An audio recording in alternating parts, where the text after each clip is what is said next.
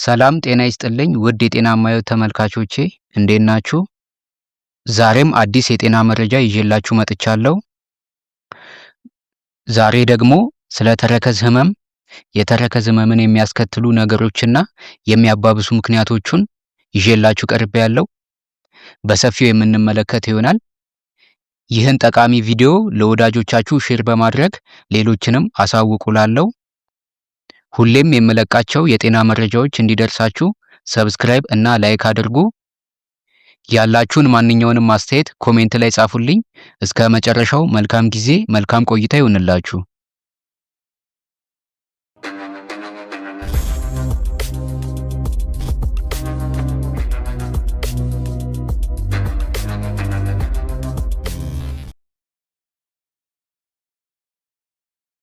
የተረከዝ ህመም ስሜት የሚፈጠረው የውስጥ እግር ላይ ባለ ሰፊ ጅማት ላይ መቆጣት በሚፈጠርበት ጊዜ ነው።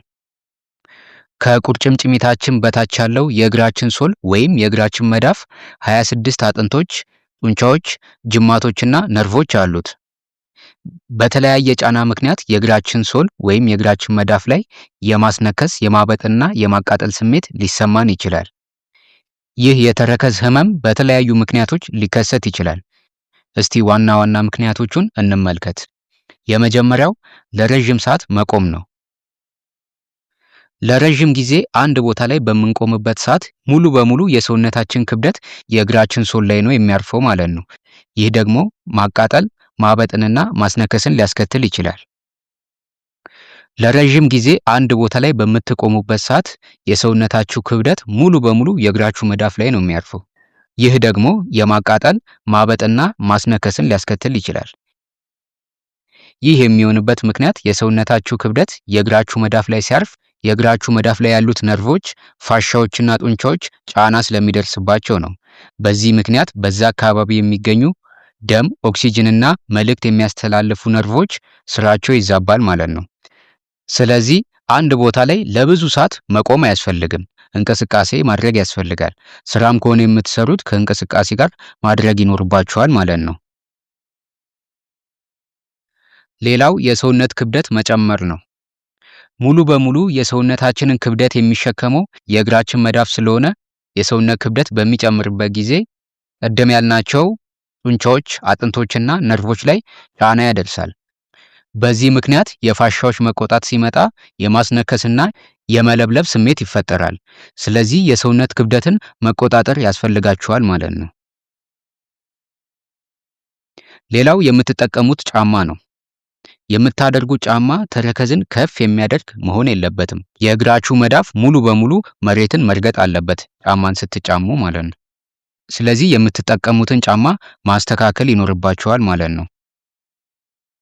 ሌላው ደግሞ ረጅም ርቀት በእግር መጓዝ ማዘውተር፣ በባዶ እግር መሄድ ተረከዝ ላይ በሚደርስ ግጭት ምክንያት ከእንደገናም በተፈጥሮና በተጓዳኝ ህመሞች ምክንያት በሚፈጠር የእግር አቀማመጥ መዛባትና የተረከዝ መሳሳት ሲኖር የተረከዝ ወይም የውስጥ እግር ህመምን ይፈጥራሉ ማለት ነው። የስራ ጫና ካለባችሁ የተመጣጠኑ ሚኒራሎችና ቫይታሚኖችን ማግኘትም አለባችሁ። የቫይታሚኖች የሚኒራሎችና የካልሲየም እጥረት አጥንት እንዲሳሳና በቀላሉ ለህመም እንድትጋለጡ ያደርጋችኋል። ሰውነት በሽታ የመከላከል አቅም እንዳይኖረውም ያደርጋል። ስለዚህ ከባድ የስራ ጫና ካለባችሁ በዛው ልክ ቫይታሚኖችን፣ ካልሲየምና ፖታሺየምን መጠቀም ይኖርባችኋል ማለት ነው። እነዚህን መጠቀም ፋሻችሁና ሰውነታችሁ እንዲጠነክር፣ ህመምን መቋቋም እንዲችል ይጠቅማችኋል ማለት ነው። ሌላው ደግሞ የተረከዝ ህመሙ በተጓዳኝ የጤና ችግር የመጣ አለመሆኑን ወደ ህክምና በመሄድ ማረጋገጥ ይኖርባችኋል። አሁን ደግሞ የተረከዝ ህመም የሚሰማችሁ ከሆነ ቤታችሁ ውስጥ ማድረግ የምትችሉትን ነገር ልንገራችሁ። እነዚህን ነገሮች ማድረግ የምትችሉት ሐኪም ጋር ሄዳችሁ የተረከዝ ህመሙ በሌላ ተጓዳኝ በሽታ የመጣ እንዳልሆነ ካረጋገጣችሁ በኋላ መሆን አለበት። ወደ ህክምና ሄዳችሁ የጅማት መወጠር ብቻ ከሆነ የተረከዝ ህመሙን ያመጣባችሁ እነዚህን መጠቀም ትችላላችሁ። የመጀመሪያው ስራ የሚበዛባችሁ ከሆነ ከስራ በኋላ እግራችሁን ስትሬች ማድረግ ትችላላችሁ። መሬት ላይ በመቆም በጣቶቻችሁ ወደ ላይ በመንጠራራት የእግራችሁን መዳፍ በመወጠር ከእንደገና ወደ ታች መመለስ ነው። ይህ እንቅስቃሴ ፋሻዎቻችሁ ስትሬች እንዲያደርጉ ያደርጋቸዋል። ደም ስርንም ያፍታታል። እዛ አካባቢ የሚገኙ ነርቮችንም ያነቃቃቸዋል።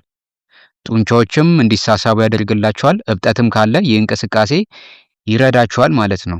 ሌላው ደግሞ ከዚህ ጋር በተያያዘ የእግራችሁ መዳፍ ስር ማሳጅ ማድረግ ያስፈልጋል።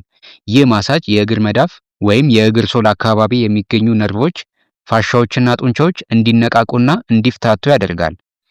በቂ የኦክሲጅን ዝውውርም እንዲኖር ያደርግላችኋል ማለት ነው።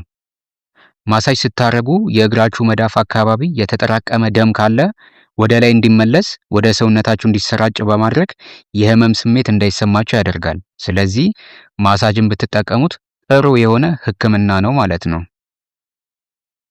እንግዲህ ተመልካቾቼ ይህ የተረከዝ ህመም የመጣባችሁ በተጓዳኝ የጤና ችግር እንዳልሆነ ለማወቅ መጀመሪያ ወደ ህክምና ሄዳችሁ ማረጋገጥ ይኖርባችኋል። ከዛ የተረከዝ ህመሙ በሌላ ተጓዳኝ የጤና ችግር እንዳልመጣ ካረጋገጣችሁ በኋላ ማለትም የጅማት መወጠር ብቻ ከሆነ ችግሩ ከላይ የነገርኳችሁ መፍትሄዎች መጠቀም ትችላላችሁ።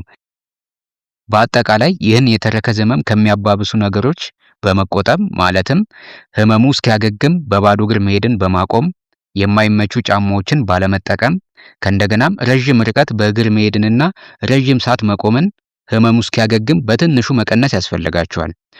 ጭራሽ ማቆም ሳይሆን በትንሹ ብትቀንሱት ተመራጭ ነው። ሳይበዛ ቀላል የሆኑ ስፖርታዊ እንቅስቃሴዎችን ምቾት ባለው ጫማ ማድረግ ትችላላችሁ። እንቅስቃሴውን ስታደርጉ በመጠኑ መሆን አለበት። ሌላው የተረከዝ ድጋፎችን መጠቀም ትችላላችሁ። እነዚህ የተረከዝ ድጋፎች የተረከዝ ጅማት ላይ የሚደርስ ጫናን ለመቀነስ ይረዳሉ። ስለዚህ እነዚህን የተረከዝ ድጋፎችን በመጠቀም ተረከዛችሁ ላይ የሚደርስ ጫናን መቀነስ ትችላላችሁ ማለት ነው። እንግዲህ ተመልካቾቼ የህመም ስሜታችሁ የማይቀንስ ከሆነ ወደ ህክምና በመሄድ ሌሎች በሐኪም እገዛ የሚደረጉ የህክምና መንገዶችን መጠቀም አለባችሁ። እንግዲህ ውድ ተመልካቾቼ በተረከዝ ህመም መፍትሄዎቹና የተረከዝ ህመምን የሚያባብሱ ነገሮች ዙሪያ የነበረን ቆይታ ይህን ይመስላል።